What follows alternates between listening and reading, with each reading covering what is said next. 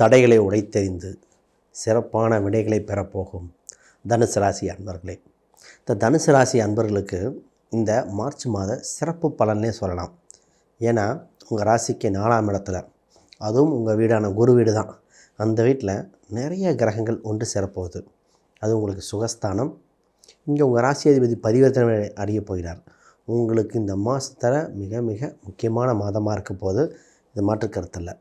ஆக ஒரு சிறப்பான பலன்கள் நடக்க போது என்னென்ன அதிகப்படுத்தணும், எதை விலகி நிற்கணும் அப்படின்னு தெளிவாக பார்த்துருவோம். முதல்ல அனைவருக்கும் வணக்கம்.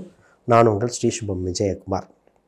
இப்போ உங்களுக்கு புதுசாக பார்க்குற சப்ஸ்கிரைப் பண்ணிக்கங்க. கேள்விகள் சந்தேகங்கள் இருந்தால் கீழே கமெண்ட் பண்ணுங்கள். முதல்ல இந்த ராசிக்கு நான் பேசப்போது தொழில் வகை யோகங்கள், பதவி உயர்வு சம்பந்தப்பட்ட விஷயங்கள். ஏன்னா அவங்க ராசி அதிபதி 4ஆம் அதிபதி தொடர்பு ஏற்பட்டு 6ல் சம்மந்தப்படுது. அப்போ 1, 4, 6 கூடவே சம்மந்தப்படும்போது கூட 11 தொடர்பு. அப்போ வேலை என்ற ஒரு விஷயத்தில் விருத்தி உண்டு, டெவலப் ஆக போகிற காலகட்டம், பதவி உயர்வு, இந்த நேரத்தில் ப்ரொமோஷனை ட்ரை பண்ணக்கூடிய காலகட்டம், சம்பளம் அதிகரிக்கும். ஆக மொத்தம் ஒரு படிநிலை. இப்போ சம்பளம் அதிகரிக்க சொல்லி அந்த டிசிக்னேஷன் சொல்லுவாங்க, அதெல்லாம் அதிகரிக்கக்கூடிய வாய்ப்பு உண்டு.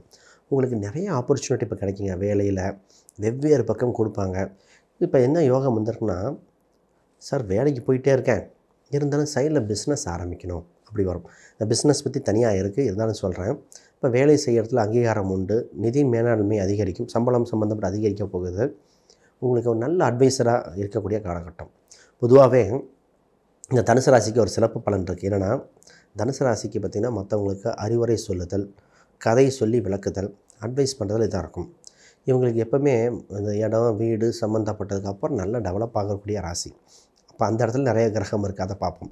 கமிஷன் வகை வருமானம் இந்த ராசிக்கு இயற்கையாக வரும். கமிஷன் வகை வட்டி வருமானங்கள், சில காலம் வட்டி கட்டி பின்னாடி கமிஷன் வகையில் வட்டி வாங்கக்கூடிய அம்சம் உண்டு. அந்த மாதிரி ஒரு சிறப்பு வாய்ந்த ராசிகள். இவங்களுக்கு பார்ட்னர்ஷிப், கூட்டு தொழில், அது நிறைய இவங்களுக்கு ஈஸியாக போடுவாங்க. ஜாயிண்ட், இவங்ககிட்ட ஒரு நேர்மை என்ன இருக்குன்னா, வேலை செய்கிற பக்கம் ஒரு சின்ன சம்பாத்தியம் இருந்தால் மற்றவங்களை ஷேர் பண்ணி கொடுக்கறது, மற்றவங்களுக்கு அந்த கமிஷன் வகையெல்லாம் ஈஸியாக நல்லபடியாக இருக்கும். இவங்களுக்கு என்னன்னா, மேலதிகாரிகள், அதுக்கு அரசியல் ஈஸியாக டைரெக்டாக டீல் பண்ணுறக்கூடியதாக இருக்கும். என்ன எல்லாமே ஸ்லோவாகுதுன்னு ஒரு நினப்பு இருந்துக்கிட்டே இருக்கும். பட் படிப்படியாக வளர்கிற ராசி. இப்போ இந்த வேலை என்ற விஷயத்தில் அமோகமாக வளர்ச்சி அடையுதுன்னு சொல்லியிருக்கேன். அதை டெவலப் பண்ணலாம். இப்போ பிஸ்னஸ் சம்மந்தப்பட்டது, புதுசாக வேலைக்கு போய்ட்டு பிஸ்னஸ் பண்ணுறக்கூடிய அம்சம் இருக்குது. பிஸ்னஸில் பார்த்தீங்கன்னா ஒரு சிலது வீட்டில் இருந்து ஆரம்பிங்க, இல்லை வீட்டு அருகில் இருந்து ஆரம்பிங்க. உங்கள் மனைவி என்ற உதவி உங்கள் தொழிலுக்கு தேவை. மனைவியோ, ஏன்னா 7, 10 ரெண்டுமே குரு, மனைவியோட அனுகரணமோ அவங்களோட ஒப்புதலோ இல்லாமல் டெவலப் பண்ண முடியாது. அப்போ நீங்கள் ஆரம்பிச்சு, இப்போ மனைவிக்கும் தொழில் ஆரம்பிக்கக்கூடிய யோகம். இப்போ கணவனாக இருக்கேன்னு வச்சுங்களேன். இப்போ ஒரு பெண் இந்த ஜாதகமாக இருக்குது, தனுசு ராசியாக இருக்குது. அப்போ மனைவி என்ன நினச்சிக்கணும் அவங்கன்னா, கணவர் உங்கள் செய்யும் தொழிலுக்கு உதவி இருக்க போகிறார், குடும்பத்தோட ஒட்டுமொத்தமாக டெவலப் ஆக போகிறீங்க அப்படின்னு இறுதியாக சொல்லிடலாம். இப்போ வீடு, வண்டி வாங்கணும் சொத்து. இப்போ தான் பார்த்திங்கன்னா வீடு, இடம், வண்டி சிந்தனையாகவே இருக்கும். நிறைய பேர் இப்போ வீடு முடிச்சிருப்பாங்க. ஒரு சிலர்லாம் வண்டி செகண்ட் ஹேண்ட் வண்டி, பைக் வாங்கினேன், கார் வாங்கினேன்னு சொல்லி அம்சம் இருந்திருக்கும். வாங்கினதுக்கப்புறம் அடுத்த ஒரு வண்டி சிந்தனை, ஐயோ கொஞ்சம் வெயிட் பண்ணி தான் வேறு வண்டி வந்திருக்குமே அப்படி. இப்போ நிறைய பேருக்கு இடித்து கட்டுற யோகம், நிறைய வீடுகள் கட்டிட்டு அதை இடித்து ஆல்ட்ரேஷன் பண்ணுறது, ஒரு பெண் பெயரில் சொத்து அமையும், அந்த மாதிரிலாம் நடக்கக்கூடிய காலகட்டமாக இருக்குது. பொதுவாக சொத்து சுகங்கள் சம்மந்தப்பட்ட அதிகமாக பாருங்கள், ஆரோக்கியமாக இருக்கும். இப்போ தந்தை ஸ்தானாதிபதி 4ல் வந்து ராகுவோட சேரம், தந்தையின் உடல் உபாதைகள் வருகிற காலகட்டம். பொதுவாகவே இந்த குடும்பத்தில் இப்போ என்னென்னா, இது ஒன்று மாற்றி ஒன்று மருத்துவ செலவு வந்துக்கிட்டே இருக்குது. என்ன பண்ணுறேன்னு தெரில. ஹெல்த்து எனக்கே பயமாக இருக்குது. எனக்கு ஒரு ஹார்ட் சம்மந்தப்பட்ட பயமாக இருக்குது. அஜீரணமாக இருக்குமோ, நெஞ்சரிச்சலாக இருக்குமோ, வயிறு அரிச்சல், இது மாதிரி ஒரு பயம் இருக்குங்க. இப்போ ஹெல்த்தை பற்றி ஒரு பயம் இருக்குது. பொதுவாக கோச்சார ரீதியாக தற்காலிகம், பட் ஜாதக ரீதியாக பார்த்து, லக்ன அம்சங்கள் பார்த்து ஏதோ வியாதியாக இருக்குமோ அப்படின்னு பார்த்துக்கங்க. இந்த இதயம் ஆல்ரெடி ப்ராப்ளம் இருக்கிறவங்க ஒரு மருத்துவ ஆலோசனை கேட்டுக்கிறது பெட்டர். ரொம்ப யங் வயசில் இருக்கிறவங்களுக்கு அஜீரணமாக கூட இருக்கலாம். ஆக இந்த விஷயத்தை பார்க்கும்போது ஏதோ ஒரு உடல் உபாதை வருகிற காலகட்டமாக இருக்குது. இந்த விஷயத்தில் கவனமாக இருங்க. ரைட். இப்போ 2, 3 தொடர்பு. அப்போ என்னன்னா, குடும்பத்தோட ஒரு டூர் சென்று வருதல், ஒரு தொலைதூர பயணங்கள், ஒரு சுப விரயங்கள் ஏற்படுகிறது. விரயம் ஏற்படுன்னு விதி, அது சுப விரயமாக மாற்றிக்கணும்.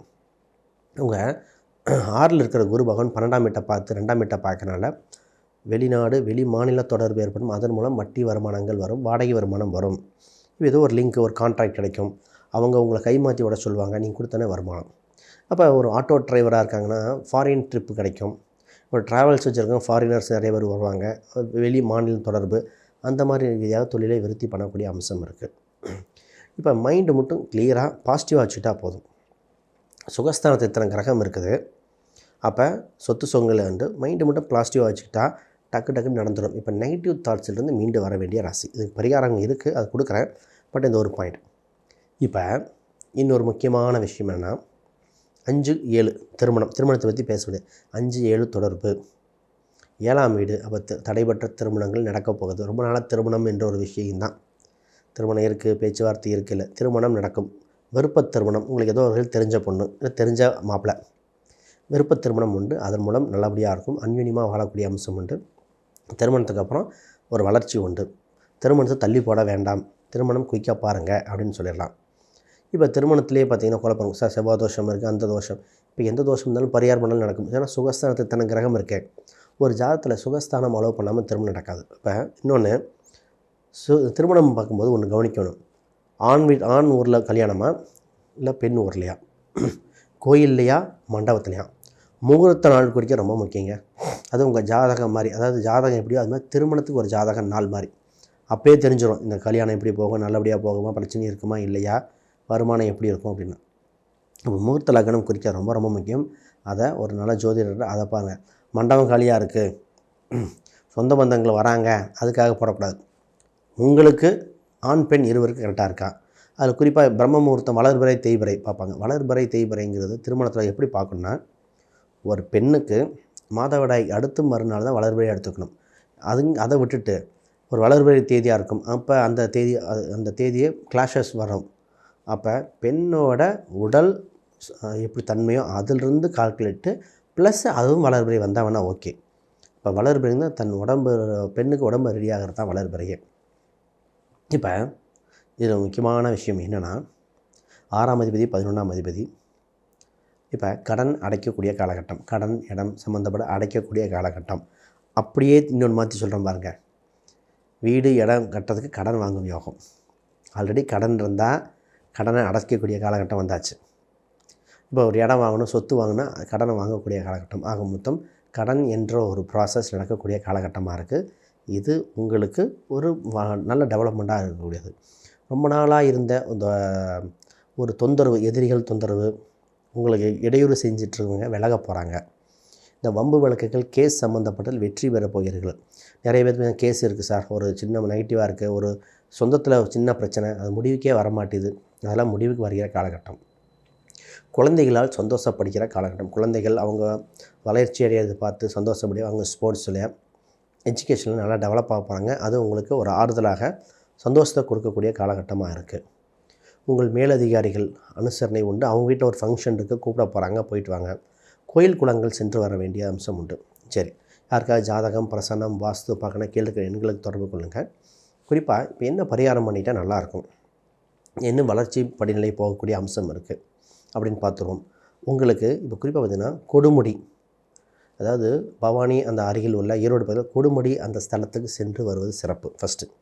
ரெண்டாவது பார்த்திங்கன்னா ராகு கேது ஸ்தலம், திருநாகேஸ்வரராக இருக்கலாம், ஒரு ராகு கேது புற்று வழிபாடு, அந்த கோயிலுக்கு ஒரு முறை சென்று வரும் பொழுது இந்த காலகட்டத்தில் மைனஸ்லாம் ப்ளஸ்ஸாக மாறி சக்ஸஸ் கொடுக்கக்கூடிய காலகட்டமாக இருக்குது. இப்போ நீங்கள் பண்ண வேண்டிய எண்கள், ராசி எண்கள் பார்த்திங்கன்னா 3, 9, 1 இந்த எண்கள்லாம் ரொம்ப வளர்ச்சியை கொடுக்கும், அடுத்த படிநிலைக்கு உயர்த்திடும். சரி, வேறு கேள்விகள் சந்தேகங்கள் தான் கீழே கமெண்ட் பண்ணுங்கள். அப்பாயின்மெண்ட்டாக தொடர்பு கொள்ளுங்கள். அனைவருக்கும் வணக்கம், வாழ்த்துக்கள்.